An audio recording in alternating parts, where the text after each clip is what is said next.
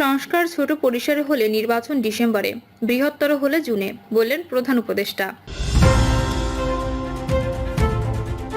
হাসিনা সিংহাসন অটল রাখতে সব ধরনের নোংরামি প্রশ্রয় দিয়েছিলেন।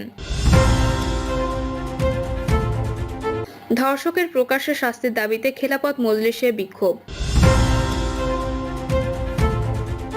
জানাবো শেখ সেলিম হেনস্থা করেছিলেন কিনা, মুখ খুললেন সোহেল তাজ। এবং সর্বশেষ জানাবো হোটেলে আটকে রেখে নার্সকে ধর্ষণ, হাসপাতালের মালিক গ্রেপ্তার। শুনছিলেন সংবাদ শিরোনাম, এবারে বিস্তারিত।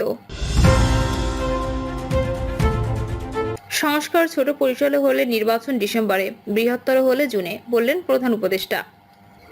অবাধ, সুষ্ঠু ও অংশগ্রহণমূলক নির্বাচন অনুষ্ঠানের প্রতিশ্রুতি পুনর্ব্যক্ত করেছেন অন্তর্বর্তী সরকারের প্রধান উপদেষ্টা অধ্যাপক মোহাম্মদ ইউনূস। তিনি বলেন, রাজনৈতিক দলগুলো ছোট পরিসরে সংস্কার চাইলে নির্বাচন ডিসেম্বরে হতে পারে, তবে বৃহত্তর পরিসরে হলে আগামী বছরের জুনে নির্বাচন অনুষ্ঠিত হবে।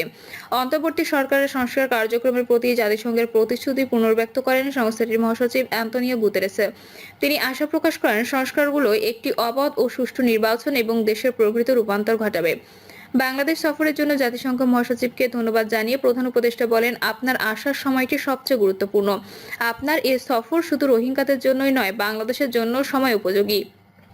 প্রধান উপদেষ্টা গুতেরেসকে সংস্কার প্রক্রিয়া সম্পর্কে জানিয়ে বলেন, অন্তর্বর্তী সরকার কর্তৃক গঠিত 6টি সংস্কার কমিশনের প্রতিবেদন নিয়ে প্রায় 10টি রাজনৈতিক দল তাদের মতামত জমা দিয়েছে।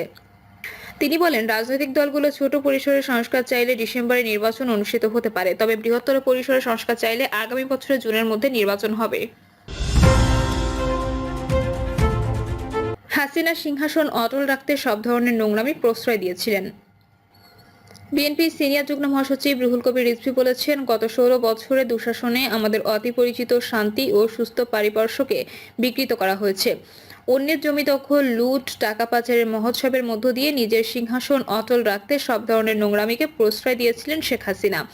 তার শাসনের সময়ে হত্যা, গুম, খুন, ধর্ষণ, নারী শিশু নির্যাতন, বিরোধী দলের রাজনৈতিক নেতাকর্মীদের ওপর অকথ্য নির্যাতন, রাষ্ট্র ও সমাজের এমনই বিস্তার লাভ ঘটানো হয়েছিল যাতে সভ্য, শিষ্ট, সজ্জন মানুষের বসবাস করা বিপজ্জনক হয়ে পড়েছিল। রিজভী বলেন, মানুষের সমবেত ধ্বনি ন্যায় বিচার নিশ্চিত করা, কিন্তু সেটি যদি অনুপস্থিত থাকে তাহলে অন্তর্বর্তী সরকারের গ্রহণযোগ্যতা কমতে থাকবে। অবিলম্বে সত্যিকার অর্থে আইনের শাসন বলবৎ করে সমাজে প্রকৃত দুষ্কৃতকারীদের শাস্তি নিশ্চিত করা হোক। আমরা আবারও জোরালো দাবি করছি, ধর্ষণে নির্যাতিত শিশু আছিয়ার মৃত্যুতে হত্যাকারীদের দৃষ্টান্তমূলক শাস্তি অতি দ্রুত নিশ্চিত করা হোক। আমি আছিয়ার বিদেহী আত্মার মাগফিরাত কামনা করছি ও তার পরিবারের প্রতি জানান গভীর সমবেদনা। রিজভী জানান, বিএনপি দেশব্যাপী নারী শিশু নির্যাতন, ধর্ষণ ও হত্যার ঘটনাগুলো তথ্য সংগ্রহ এবং নিপীড়িত নারী ও শিশুদের আইনি এবং স্বাস্থ্য সহায়তা সেল গঠন করেছে। ধর্ষকের প্রকাশ্যে শাস্তির দাবিতে খেলাপথ মজলিসের বিক্ষোভ। ধর্ষণ রোধ, ধর্ষকদের প্রকাশ্যে শাস্তির দাবি এবং শাহবাগে পুলিশের ওপর হামলার প্রতিবাদে বাংলাদেশ খেলাপথ মজলিস ঢাকা মহানগর দক্ষিণের উদ্যোগে বাদ জুমা রাজধানীর বায়তুল মোকাররমে বিক্ষোভ মিছিল করে। ঢাকা মহানগর দক্ষিণের সভাপতি মাওলানা সানাউল্লাহ আমিনের সভাপতিত্বে মিছিল পূর্ব সমাবেশ পরিচালনা করেন সাধারণ সম্পাদক মাওলানা রাকিবুল ইসলাম। বিশেষ অতিথির বক্তব্যে সংগঠনের যুগ্ম মহাসচিব মাওলানা আতাউল্লাহ আমিন বলেন, ধর্ষণ আজ সমাজের জন্য মারাত্মক ব্যাধি হিসেবে আবির্ভূত হয়েছে। একের পর এক ঘটনা ঘটছে, কিন্তু অপরাধীরা শাস্তির আওতায় আসছে না। ধর্ষকদের প্রকাশ্যে সর্বোচ্চ শাস্তি কার্যকর করতে হবে, যাতে ভবিষ্যতে কেউ এ ধরনের অপরাধ করা দুঃশাসন না দেখায়। পাশাপাশি শাহবাগে পুলিশের উপর হামলা দেশের আইন শৃঙ্খলার উপর চরম আঘাত। হামলাকারীদের দ্রুত গ্রেপ্তার করে দৃষ্টান্তমূলক শাস্তির ব্যবস্থা করতে হবে। শেখ সেলিম হেনস্থা করেছিলেন কিনা, মুখ খুললেন সোহেল তাজ। শেখ হাসিনার মন্ত্রিসভার স্বরাষ্ট্র প্রতিমন্ত্রীর দায়িত্বে ছিলেন দেশের প্রথম প্রধানমন্ত্রী তাজউদ্দিন পুত্র তানজিম আহমেদ সোহেল তাজ।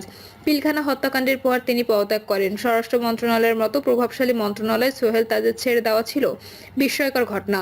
শুধু তাই নয়, ওই সময় রাজনীতি থেকে সরে যান এই নেতা। তখন শোনা যায়, শেখ পরিবারের সঙ্গে বিরোধের জের ধরে এমন সিদ্ধান্ত সোহেল তাজের।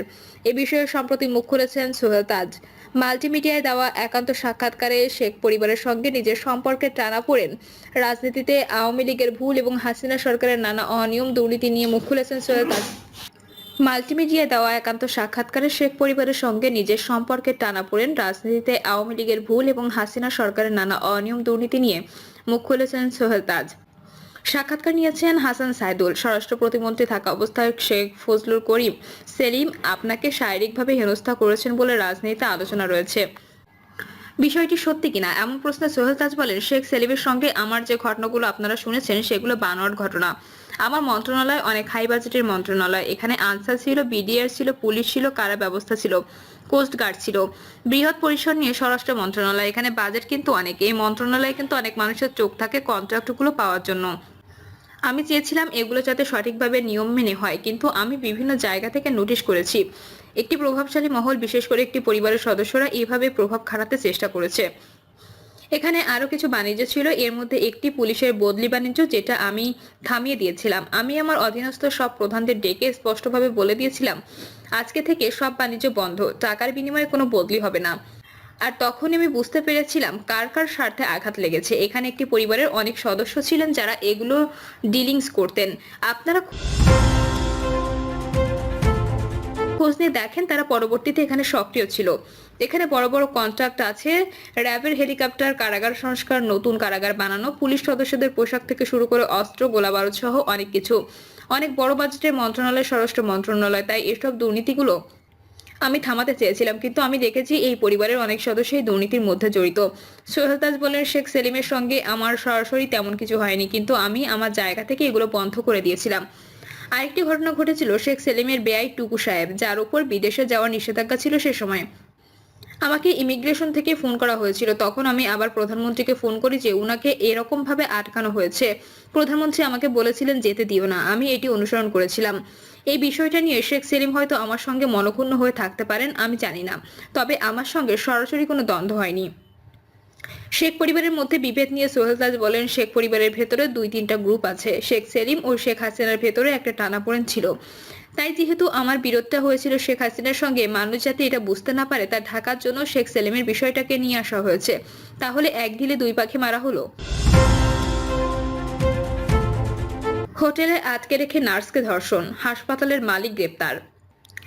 নিজ ক্লিনিকের নার্সকে অপহরণ করে কক্সবাজারের একটি আবাসিক হোটেলে টানা 3 দিন আটকে রেখে ধর্ষণের অভিযোগ উঠেছে মাদারীপুরের শিবচর ইউনাইটেড হাসপাতালের মালিক আপেল মাহমুদের বিরুদ্ধে। গতকাল বৃহস্পতিবার রাতে শিবচরের বাহাদুরপুর এলাকা থেকে তাকে গ্রেপ্তার করেছে পুলিশ ও মামলার এজাহার সূত্রে জানা যায়, শিবচর ইউনাইটেড হাসপাতালে কর্মরত একজন নার্সকে বিভিন্ন সময় হাসপাতালের মালিক আপেল মাহমুদ কুপ্রস্তাব দিতেন।